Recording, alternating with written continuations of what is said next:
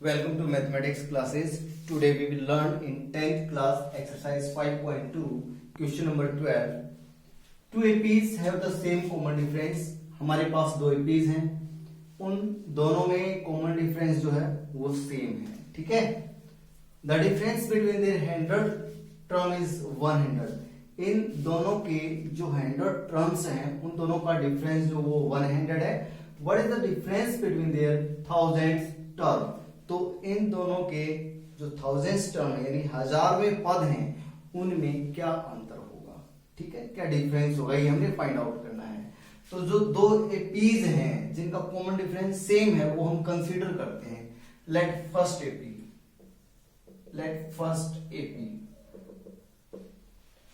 AP consider की हमने A comma A plus D A plus 2d a plus 3d and so, ठीक है.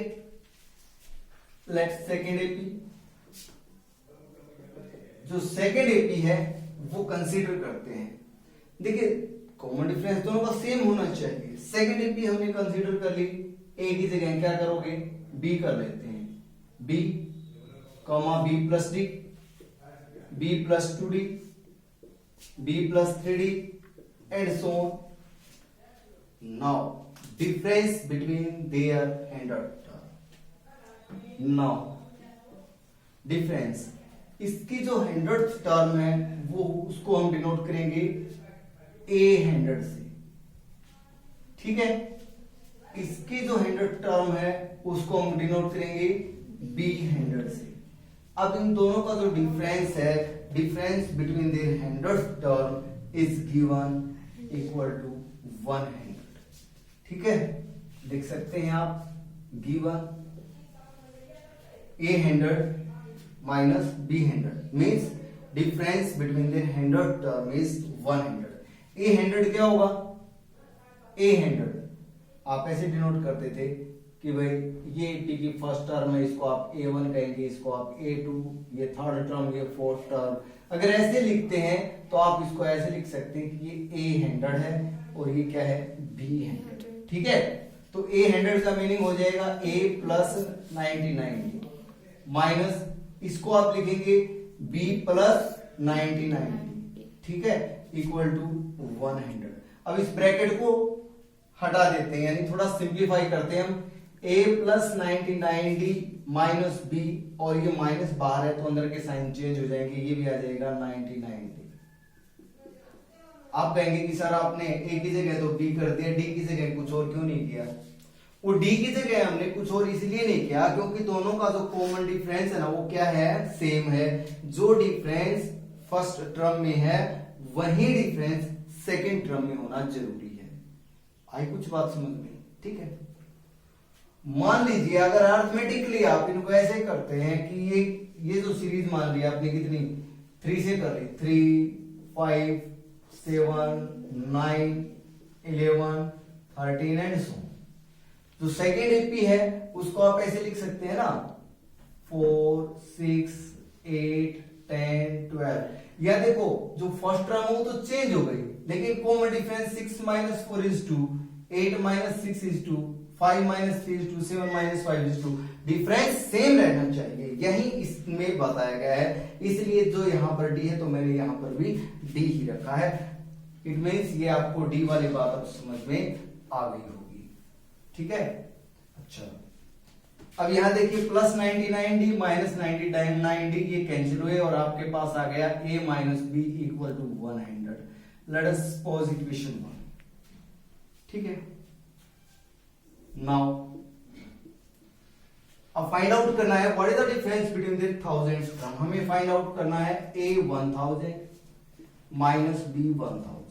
तो ये देखिए क्या होगा, a 1000 का मीनिंग होगा a प्लस हो जाएगा a प्लस 999 हो जाएगा, माइनस b 1000 का मीनिंग हो जाएगा b plus 999d. a plus 999d minus b और ये माइनस में हो जाएगा 999d. इससे ये कैंसिल हो जाएगा, आपके पास आ गया a माइनस b, ठीक है.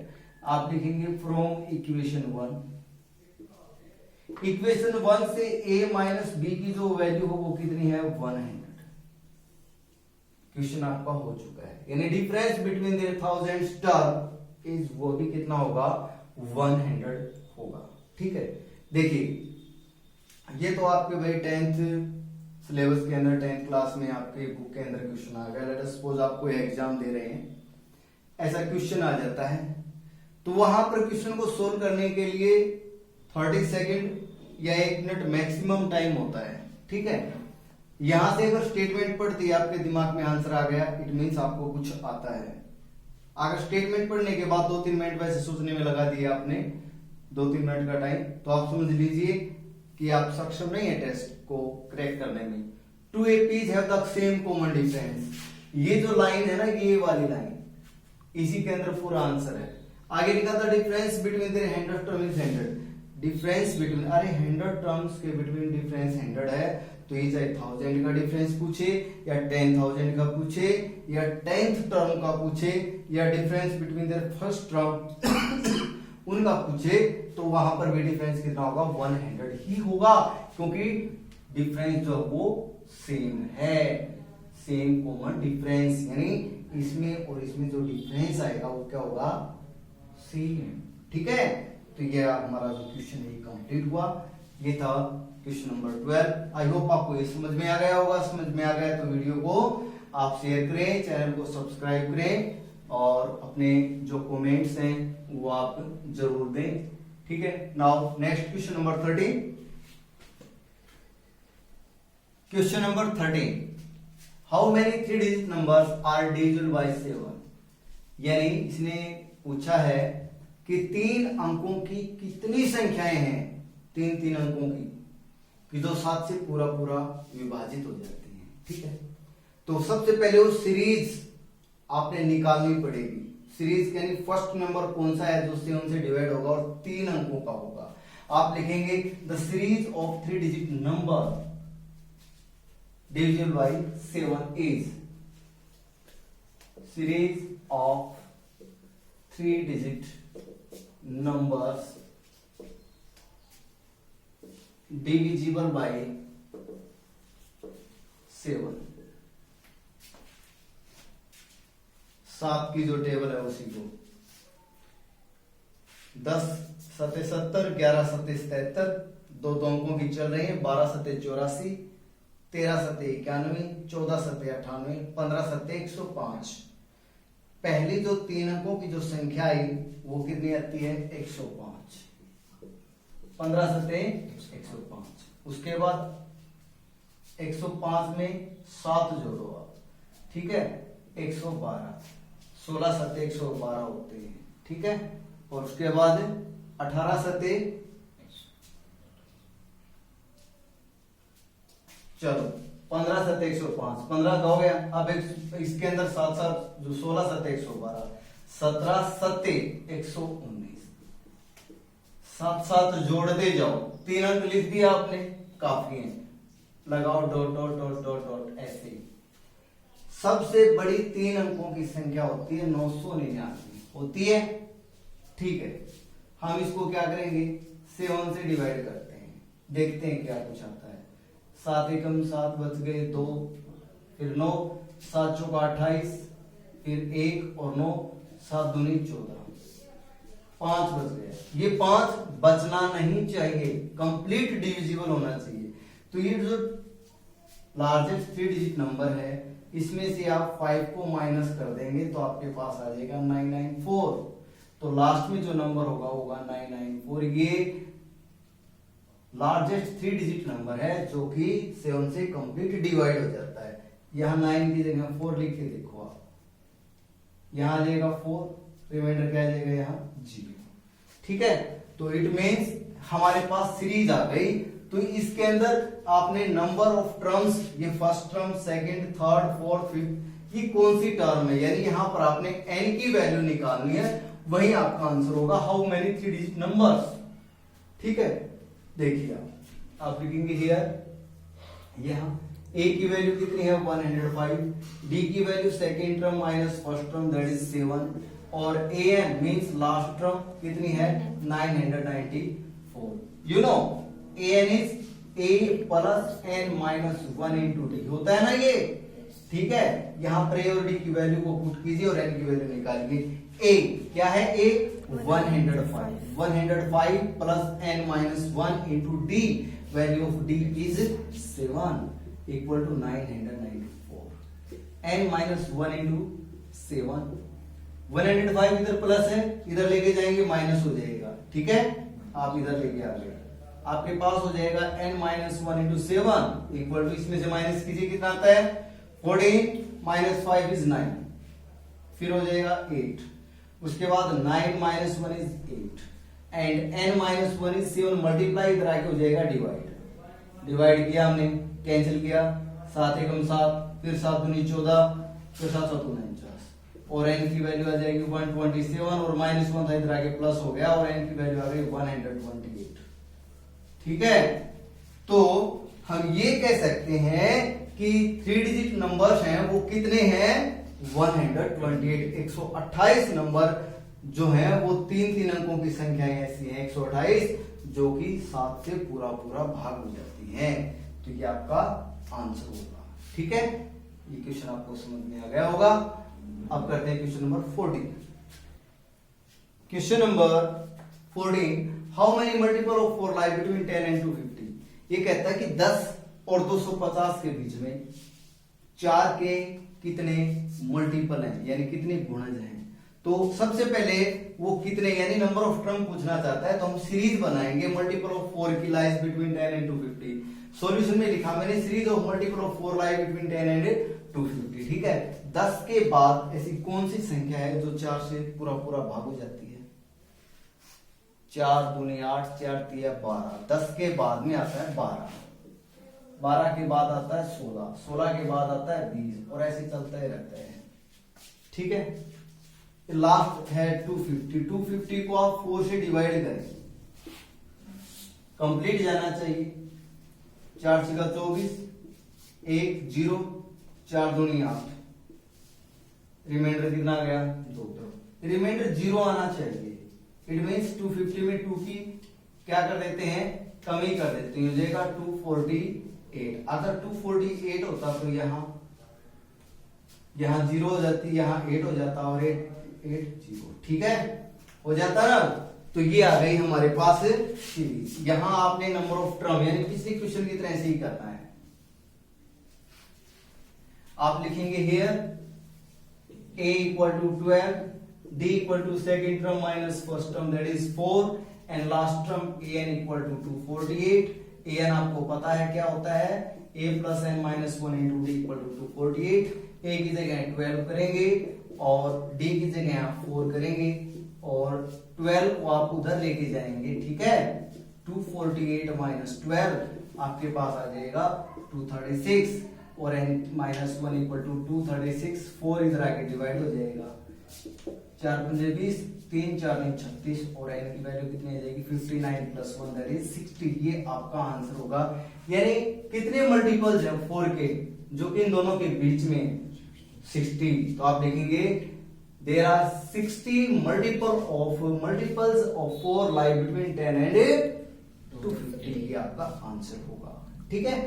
अब हम करते हैं question number 15। Question number 15, for what value of n, n की वैल्यू क्या होनी चाहिए जिसके लिए ये दो एपी हैं, इन दोनों की nth टर्म इक्वल हो जाए। तो हम क्या करेंगे, अब फर्स्ट एपी इसकी nth टर्म निकालेंगे, सेकंड एपी इसकी nth टर्म निकालेंगे, दोनों को इक्वल रखेंगे और वहां से हम n की वैल्यू निकालेंगे, ठीक है। देखिए इन द फर्स्ट एपी,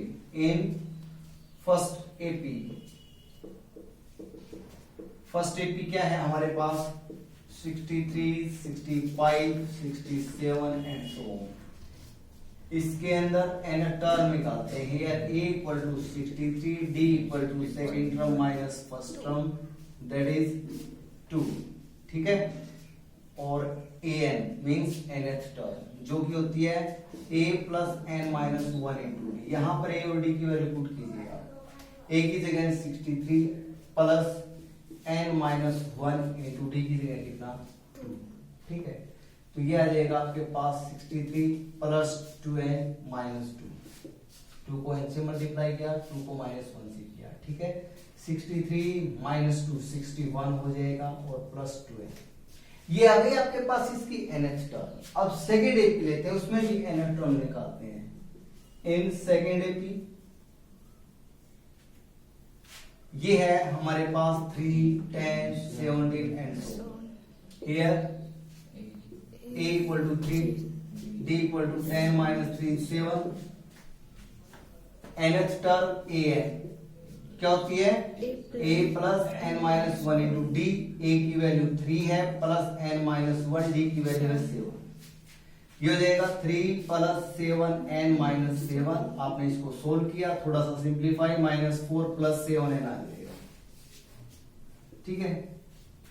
अब क्वेश्चन में क्या कहा है कि n की वैल्यू क्या होनी चाहिए जिसके लिए ये दो एपी इन दोनों की nth टर्म इक्वल हो जाए। अकॉर्डिंग टू क्वेश्चन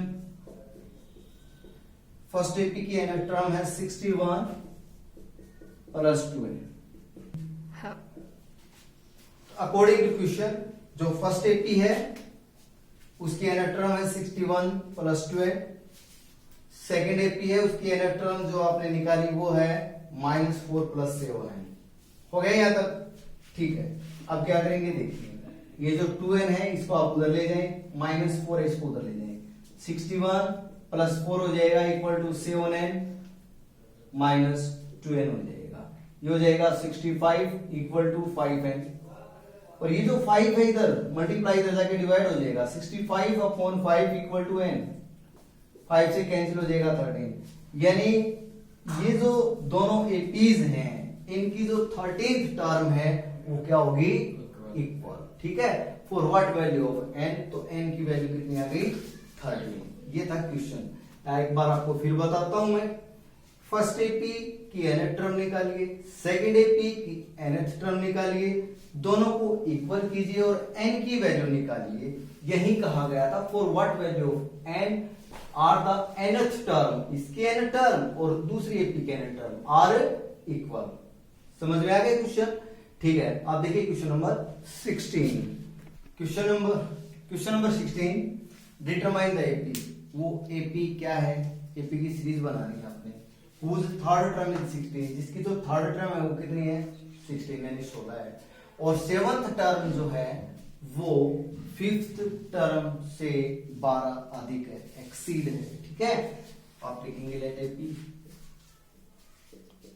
एपी आपने कंसीडर की A plus B, A plus 2d, A plus 3d and so. अब इसकी जो थर्ड टर्म है वो कितनी है 16। थर्ड टर्म मीन्स a3, जिसको आप बोलते हैं a प्लस 2d, कितनी है ये 16, ठीक है। Let us suppose equation 1 and seventh term ये ज्यादा है किससे, फिफ्थ टर्म से।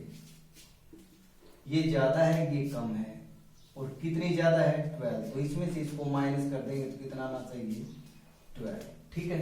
A7 का मीनिंग होता है a प्लस 60, A5 का मतलब a plus 4d equal to 12। यहां से हो जाएगा a plus 6d minus a minus 4d। ये माइनस इसलिए हुआ क्योंकि ब्रैकेट में था और ब्रैकेट के बाहर माइनस हो तो साइन चेंज हो जाते हैं।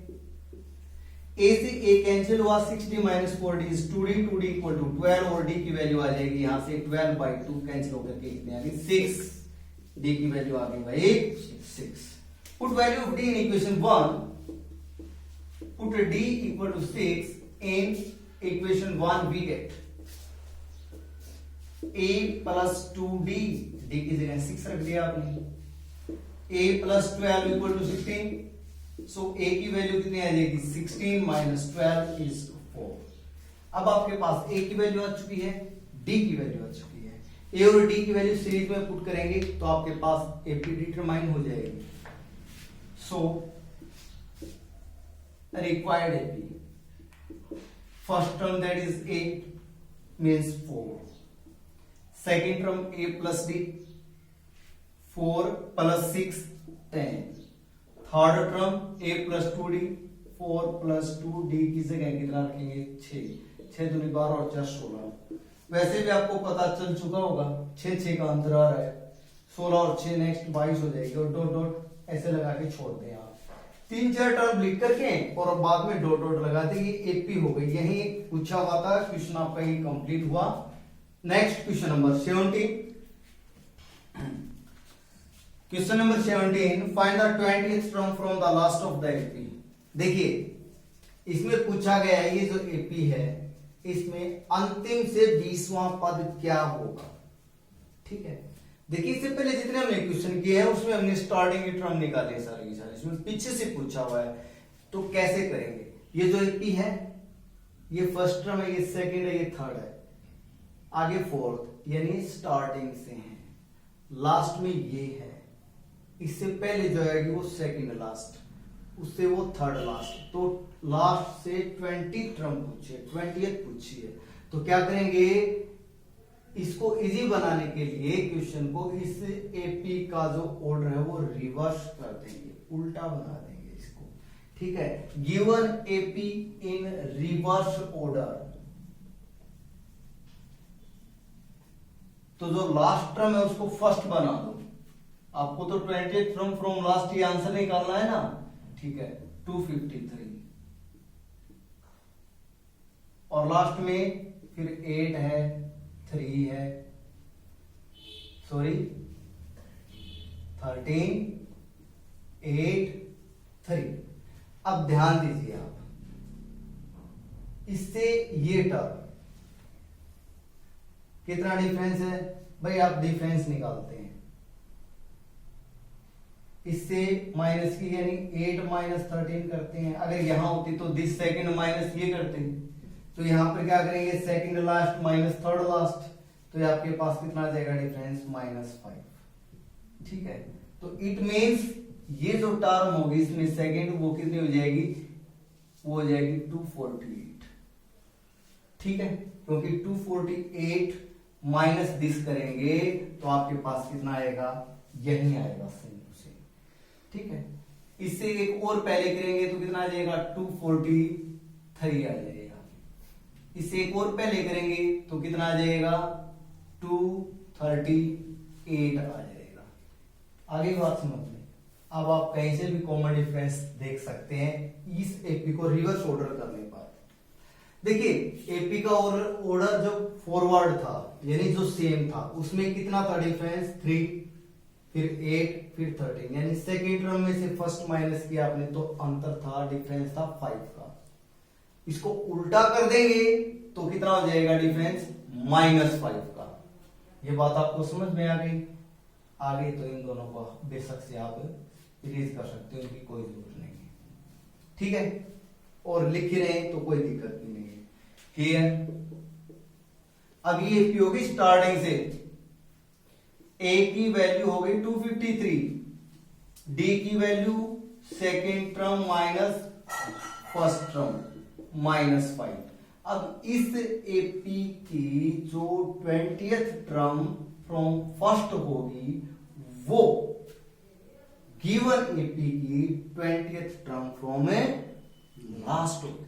ठीक है, ध्यान दीजिए, ये फर्स्ट टर्म, इसमें ये लास्ट, इसमें ये सेकंड, इसमें ये सेकंड लास्ट, इसमें ये थर्ड, इसमें थर्ड लास्ट, इसमें फोर्थ, इसमें फोर्थ लास्ट, इसमें 20th फर्स्ट तो इसमें 20th लास्ट।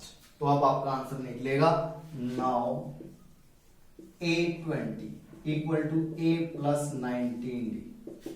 A की वैल्यू 253 प्लस 19D की वैल्यू -5। यह आ जाएगा 253 माइनस 19 पंजे 95 माइनस के 95 हो जाएगी। 13 में से 5 गए तो 8, 14 में से 9 गए तो 5 और यहां 1। ठीक है, ये 158 आंसर आ जाएगा। यानी इस एपी की 20th टर्म फ्रॉम लास्ट क्या है, 158। ये हमारा आंसर हुआ क्वेश्चन नंबर 17 के लिए। ठीक है स्टूडेंट, ये क्वेश्चन हो गए एक्सरसाइज 5.2 के 17 तक। टोटल 20 क्वेश्चन है इसके अंदर। देयर आर 3 क्वेश्चंस रिमेन, वो हम नेक्स्ट वीडियो में आपको करवाऊंगा। तो ये आपका होमवर्क है, इसको आप कर लेना। Okay, thanks to.